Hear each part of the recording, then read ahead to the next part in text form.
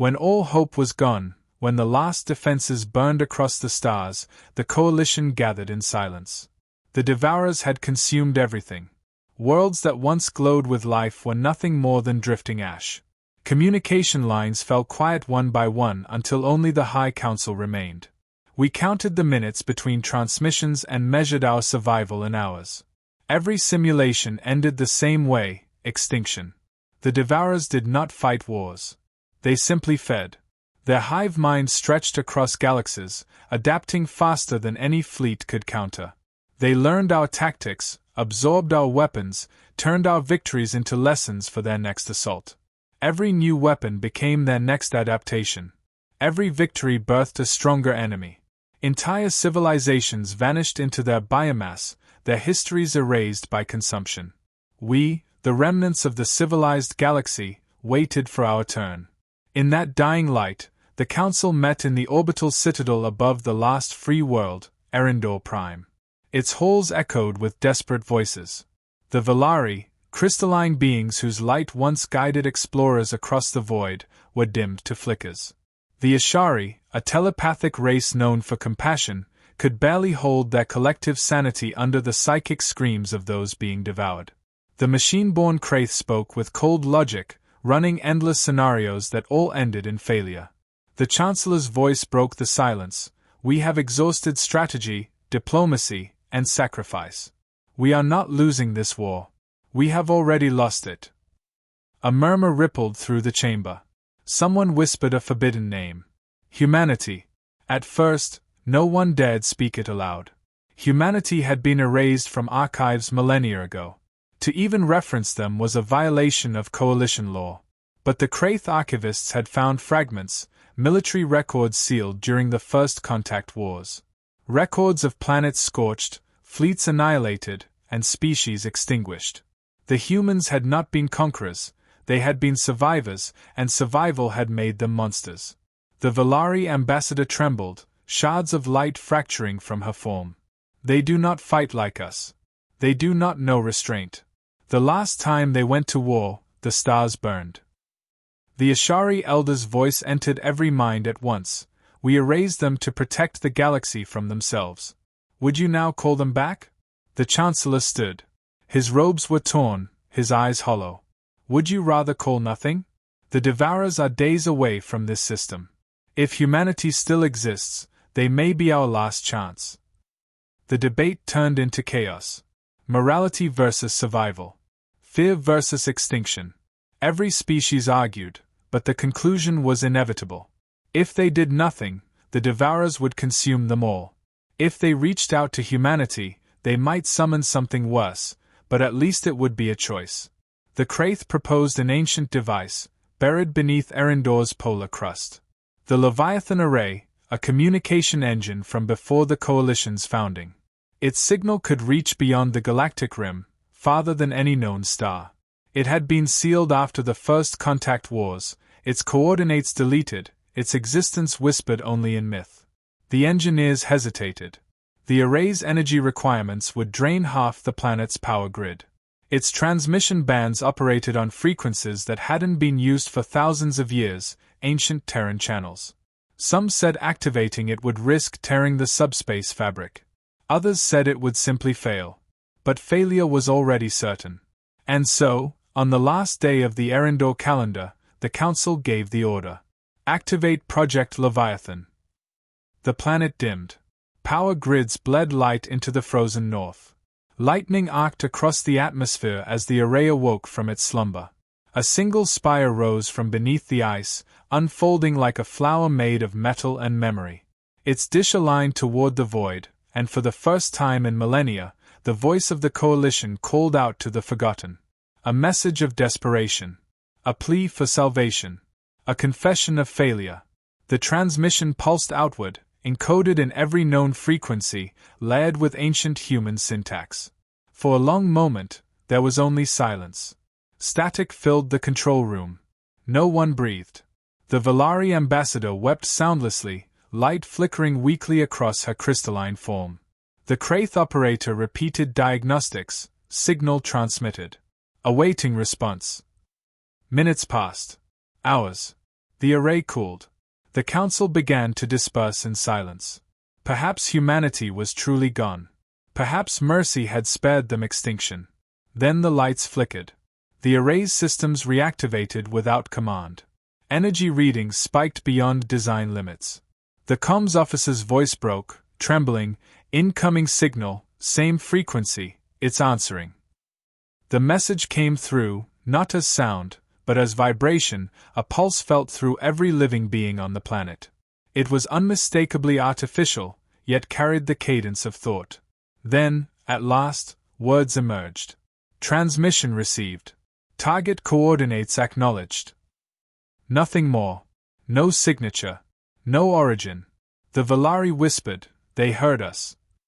The Ashari clutched their heads, voices overlapping in panic. Something vast has awakened. Long-range sensors lit up. A distortion wave rippled through hyperspace channels never charted before. Something enormous was folding reality around itself, coming closer. The Kraith, ever logical, computed the velocity. They are traveling faster than theoretical light curvature. Estimated arrival, 2 cycles. The council chamber fell into stunned silence. The Chancellor looked up at the array, still humming. What have we done? Outside, the void shimmered with impossible energy. The stars themselves seemed to bend, as if space feared what approached. Humanity, banished, forgotten, erased, had heard their call. And somewhere, beyond the edge of known space, an ancient predator stirred. The transmission ended. But the echo remained, resonating through every species that had dared to hope. It was too late to turn back. The last line recorded in the Council's log read simply. The signal had been sent. Every relay station in the quadrant fell silent afterward, as if the universe itself was holding its breath. The array's core still pulsed with fading light, its circuits glowing faintly like the embers of a dying fire. For 2 long days, there was nothing. Not a whisper from the void. Some dared to hope it had failed, that humanity was gone, that no one had heard the call. Others watched the stars in dread, waiting for proof that the past had not stayed buried. On the 3rd day, the silence broke. The message arrived with no origin trace, no code header, no encryption key. It bypassed every firewall, every quantum filter. One moment, there was static. The next, a voice filled the chamber, calm and precise. Transmission received. Target coordinates acknowledged. No identification. No follow-up. Just acknowledgement. The council froze. The Ashari collective shuddered as a wave of psychic interference flooded their minds. The Valari's light dimmed to near black. Even the Kraith hesitated, processes stuttering as they detected unknown frequencies weaving through their data streams. It wasn't a signal, they realized, it was a command handshake. Humanity's transmission had entered their systems as though it owned them. The Kraith attempted to block the intrusion, but the system refused. The message wasn't an attack. It was permission-based, as if their technology already recognized humanity as an administrator. Every system in the coalition responded to human access codes that hadn't existed for millennia. Then, the sensors lit up. Across multiple star sectors, gravitational anomalies began to appear, massive distortions folding in and out of visible space. At first, they looked like phantom signatures. Then the data solidified. Objects, hundreds of kilometers long, moving faster than any coalition engine could track. The Kraith announced the readings, 11 unknown vessels entering real space. Configuration, non-standard. Energy output, immeasurable. The first visuals arrived through deep-range telescopes. Black holes without reflection. No insignia. No transponders. Just sleek, seamless constructs that looked grown rather than built. Each moved in complete silence, their motion smooth, unnatural, as if inertia itself obeyed their will. Then came the identifier tag, burned faintly into the side of one vessel, a ghostly mark detected by visual enhancement. UNSC Leviathan Fleet. No one knew what it meant. The records of that era were lost. But the moment the words appeared, every surviving historian in the room went cold. Humanity had always used those initials. United Nations Space Command. The name had been erased from archives after the First Contact Wars. The Ashari elder whispered into the minds of all present, they did not die. They waited. The Chancellor demanded communication. Send a greeting. Identify the coalition. Express gratitude for their response. The Kraith did as ordered, transmitting the message across all bands. The response came instantly. A single voice, modulated and deliberate. This is Admiral S. Kovacs, Leviathan Command. Your distress signal has been authenticated. Prepare for operational containment. No acknowledgement of alliance. No questions. No emotion. The word containment echoed through the chamber like a verdict. The Valari ambassador asked the only question that mattered. Containment of whom? No answer came. Within minutes, entire systems flickered offline as human ships entered their periphery. The distortions in space grew denser. A dark ripple spread across hyperspace as the Leviathan fleet engaged drives no known science could explain. Every gravitational sensor maxed out. Coalition vessels near the anomalies reported instruments failing, communication channels scrambling, and time dilation anomalies occurring in localized pockets. Humanity's fleet warped physics just by existing. From the observation decks of Erindor Prime, they saw it, the first human dreadnought emerging from the void.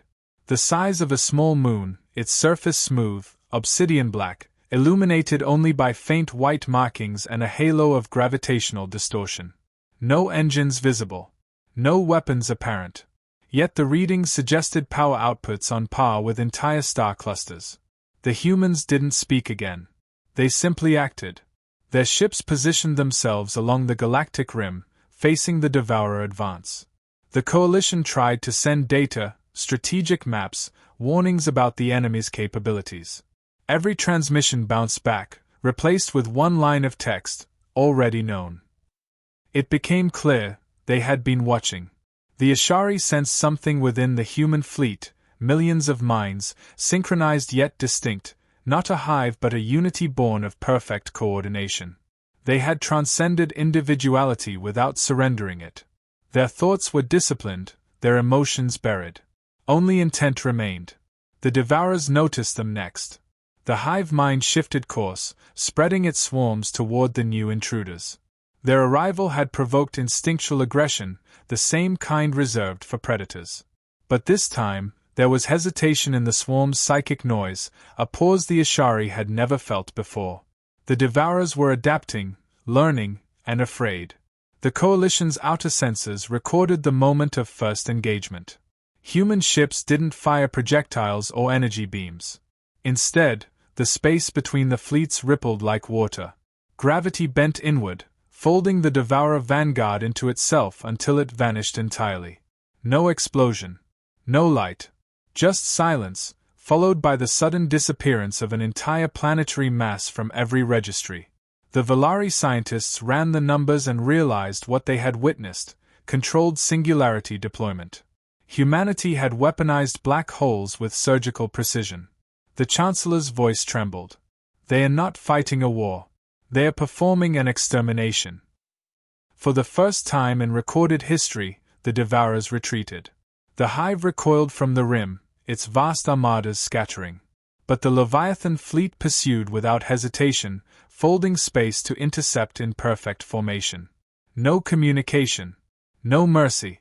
As days passed, fragments of human transmissions leaked into coalition systems, encrypted command strings, fleet reports, casualty logs marked 0.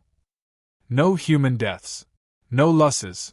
They were efficient beyond comprehension, like machines that had learned emotion only to discard it again. Rumors spread across the surviving colonies. Some said the humans had ascended into something post-biological, consciousness woven into their ships. Others said their evolution was simpler, they had merely accepted the truth of existence: survival demands supremacy. When the last of the Devourer's forward fleets vanished, the Leviathan flagship turned toward Erindor Prime. Every coalition vessel went on high alert. Defense grids charged, though they knew they were meaningless. The humans sent one final transmission before dropping into orbit. This is Leviathan Command. Commencing cleansing operations. Maintain distance. The Chancellor demanded clarification, but there was none. Just a steady, pulsing signal confirming the order. Across the stars, the Devourers screamed through psychic space. The Ashari wept. They had never felt fear from the hive before. Then, the noise stopped. Humanity had arrived in full. And the galaxy understood what containment truly meant. The first reports arrived from the outer colonies, fragmented and full of static. By the time the transmissions cleared, it was already over. Humanity's counterattack had begun. The Leviathan fleet had engaged the Devourer Armada across 5 star systems simultaneously, moving with impossible precision. No strategy meetings, no coordination with the coalition, no hesitation. They executed an operation centuries in the making, as though they had predicted every move the enemy would ever make. Observers described the first contact as silent annihilation. Human dreadnoughts didn't fire visible weapons. Space itself bent around them. Every time they advanced, the Devourer masses simply vanished, erased as if plucked from reality. Entire clusters that once burned red with biomass signatures were replaced with nothing, no heat, no radiation, no wreckage. The humans weren't fighting, they were deleting. The Ashari's telepaths tried to reach out to understand what they were seeing. Their minds met only cold silence. The Devourer hive screamed across the psychic spectrum, their collective intelligence unraveling under the incomprehensible assault. The humans were invisible to the swarm's network. The hive couldn't adapt, couldn't analyze. It was as if they were facing something outside their evolutionary code, predators not of biology but of design. Coalition ships attempted to approach, desperate to record data, but the humans jammed all transmissions. The only thing received was a repeating message: cleansing zone. Maintain distance. Those who ignored the warning vanished along with the Devourers. Over the following cycles, the humans expanded their operation.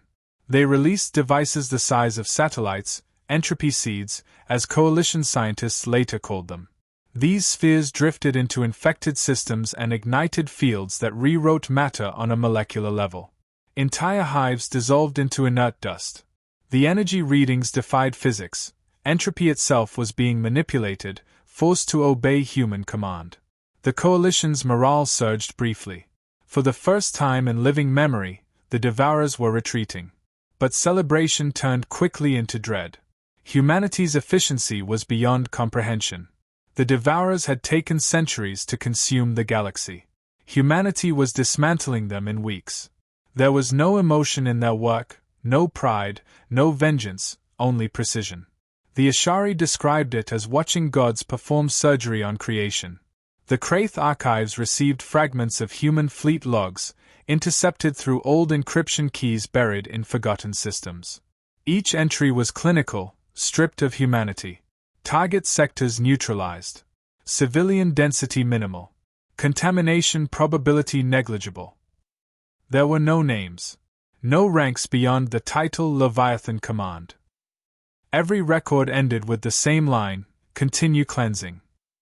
As human forces advanced, they began deploying on planetary surfaces.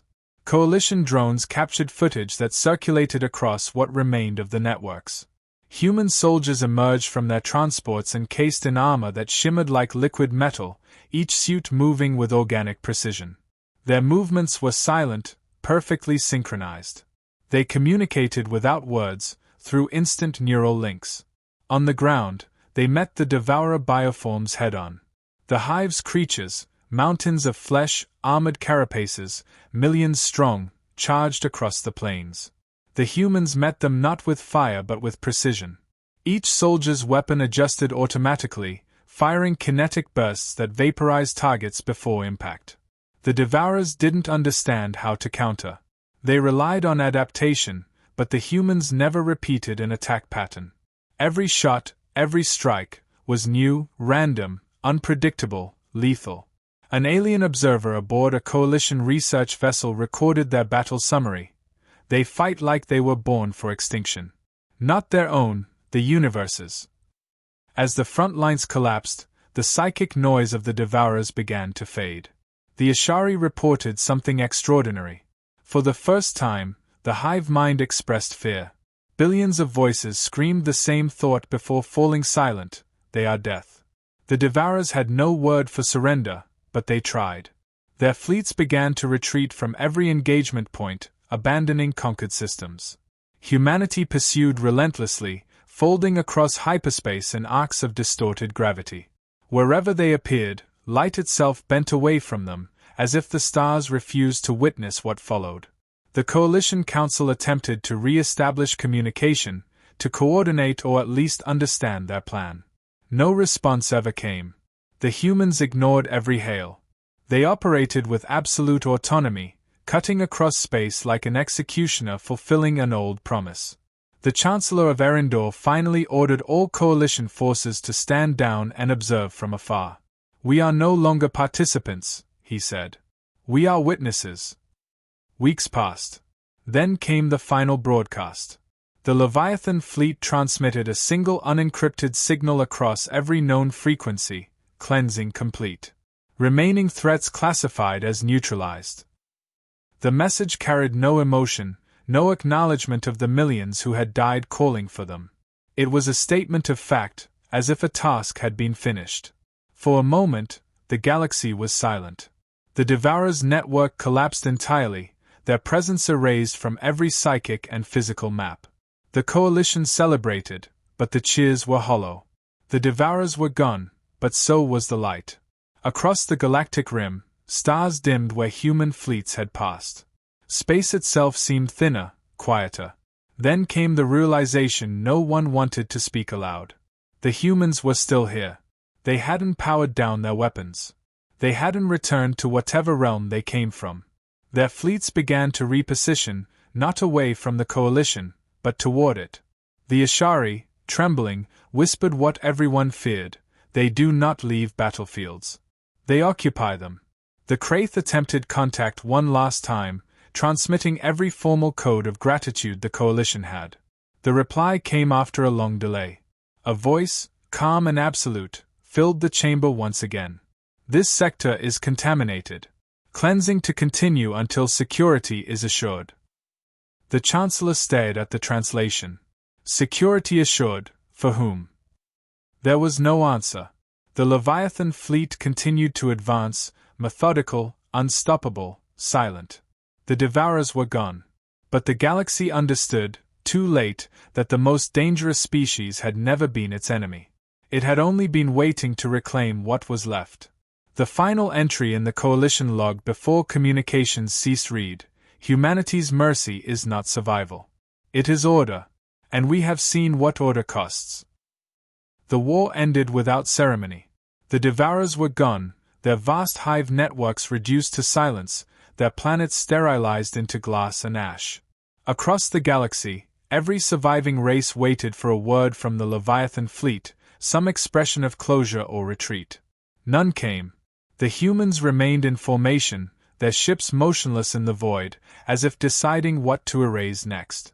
When the Coalition attempted communication, they received a single message repeated across all frequencies: "Mission complete. Stand by for secondary operations." No further explanation followed. Days passed. The sense of victory faded, replaced by unease. The humans had stopped fighting the enemy, but they had not stopped preparing for war. Then, the pattern became clear. Human fleets began moving toward populated systems. At first, the Council believed it was reconnaissance or decontamination. But then the reports came in: planets once part of the Coalition suddenly found their defense networks offline. Communications satellites shut down as if responding to an invisible command. Every affected system's technology had simply turned itself over to human control. The Kraith, horrified, discovered the reason. Coalition infrastructure still carried dormant subroutines, ancient Terran code integrated centuries ago from old trade and defense systems. Humanity had never been erased from the galaxy's history. They had been embedded within it, hidden inside the very foundations of civilization. The moment the Leviathan fleet returned, those subroutines reactivated. Every machine, every weapon, every ship that once interfaced with Terran systems recognized its original masters. Humanity didn't need to conquer. They only needed to wake up. The council called for emergency assembly. The Ashari psychic chorus trembled with fear. They are rewriting our worlds, they whispered. Not destroying, reclaiming. The Chancellor demanded an answer, reaching out to the humans once more. The Devourers are gone. The galaxy is safe. What are you doing? The reply came seconds later. Securing stability. Peace requires control. Across the stars, the Leviathan fleet began to deploy orbital constructs, colossal rings that encircled entire planets. Each emitted a steady hum of gravitational energy that disabled spaceflight and forced compliance with new orbital regulations. Any vessel that attempted to leave the surface disintegrated mid-launch. No warning, no communication. The Valari homeworld was the first to protest. Their ambassador broadcasted a plea for independence, invoking the ancient Galactic Accord.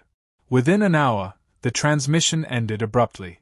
Surveillance satellites showed their cities darkening, one by one, until the entire planet was silent. When the rings deactivated, nothing moved on the surface. No life signs remained. The humans didn't answer when asked why. The Ashari tried to reason through empathy, opening telepathic channels to the human fleet. What they found on the other side was beyond comprehension. Humanity's collective consciousness had changed. It was vast, unified, deliberate, each thought led like machinery, devoid of ego, operating under a single directive: preserve the order of survival. The Ashari broke contact immediately. Some never recovered. One by one, the species that had summoned humanity realized the cost of their salvation. Every attempt at diplomacy was met with silence. The humans didn't negotiate or justify their actions. They simply implemented what they called the Leviathan Protocol. Every inhabited system was scanned, assessed, and categorized. Worlds deemed unstable were cleansed instantaneously, efficiently, without malice. Planets that submitted were allowed to exist under supervision, their technology stripped, their histories rewritten. The Kraith analysts pieced together fragments from captured data packets and discovered the truth. The Leviathan fleet's objective hadn't been to defeat the Devourers. It had been to remove every existential threat to humanity's return. The Devourers were only one item on the list. The Coalition was next. The Chancellor tried to issue a galaxy-wide warning, but by the time the transmission reached the outer colonies, human vessels had already positioned themselves over every major world. Each fleet operated with terrifying precision, synchronized as though guided by a single mind. No one dared resist. Even those who attempted escape found their ships dragged back into orbit by invisible forces. The last emergency meeting of the Council was brief. "We called them gods," the Chancellor said. "We were wrong. Gods demand worship. They demand love. Humanity demands obedience." His final words were recorded but never transmitted. The communication network collapsed moments later. Weeks passed, and then the final message came. Every device, every screen, every transmission band across the surviving galaxy displayed the same statement. It was brief, clear, and absolute.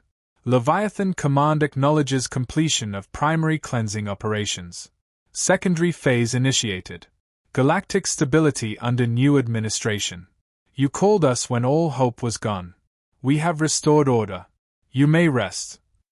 The Coalition's remnants understood what that meant. They had not been saved, they had been conquered. Humanity had not returned as victims or saviors. They had returned as the inevitable consequence of survival, an apex species that viewed chaos as infection and mercy as inefficiency. The few remaining Ashari chroniclers described the psychic silence that followed as the death of fear itself. Not because there was peace, but because there was nothing left to fear, no uncertainty, no choice. Only the rhythm of perfect order maintained by beings who no longer remembered compassion. Over time, the stars themselves seemed to dim. Trade ceased, art vanished, individuality faded. The galaxy became quiet, efficient, obedient. From the ruins of Erendor Prime, a single data fragment was found centuries later, preserved within an ancient archive. It was the Chancellor's last entry, recorded moments before communication failed. They were what we were meant to be. Evolution's answer to chaos. The most dangerous species was never evil, it was inevitable. Long after, in the silence of a perfectly ordered galaxy, a human voice transmitted one final signal across the void, calm and certain: "You called us back when all hope was gone. We are hope's end.